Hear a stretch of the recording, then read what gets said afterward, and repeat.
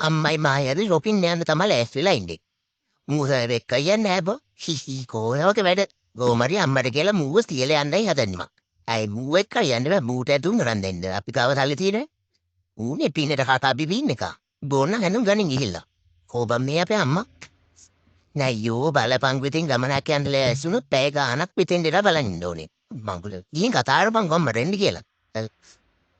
අන්නේ නෝ පද්ද කෝ ඇයි මෙච්චර බරක් උනේ යංකෝනේ නගින් ඉක්මනට වාහනේට මොකලද නා ඔහෙන්ද නගින්න ඕනේ මෙන්නතර මේන නගින්න අනේ මෙහෙර අරින්න ඔපා මෙයන්ද මොකල කොහෙද යන්නේ මොනවා කොහේ යනවද මන් දන්නේ මේ අපේ අම්මත් ඇස්විලා මෙතන අනේ අම්මේ අංගෝප්පා නගින්න ඔය වාහනේට කොයි යනවද මන් දන්නේ මං චූ දැම්මනේ චූ දාන්න දෙන්නේ දැන් අනේ අම්මේ අංගෝ අප්පා ෆොටෝ ගම් පස්සේ උන්නම් අයියෝ මට මේ අම්මත් පුදුම තරහක් එන්නේ අට අදිසියනේ රොපින් කරන්ද චංගෝ එන්නකෝ නියන්ද අර අරුත් බලන්නේ නොවුනගේ වාහනේට ඊට පස්සේ අම්මපා මේ අම්ම නගින්නේ එන වාහනේට ගිහිල්ලා විකාර කර කර ඉන්නවනේ මොන මගුලක්ද වන්දන්නේ යමන්කෝ නොහෙටින් අයියෝ තාරින් දප්පමාව මන් තරහ යවත් එක්ක දැන් නයි යන්න හදන්නේ අන්න බඩු ටිකක් දාගන්නවා අම්මේ ඔහොම මාවත් දාගන්නද අරු නගියේ ඉක්මනට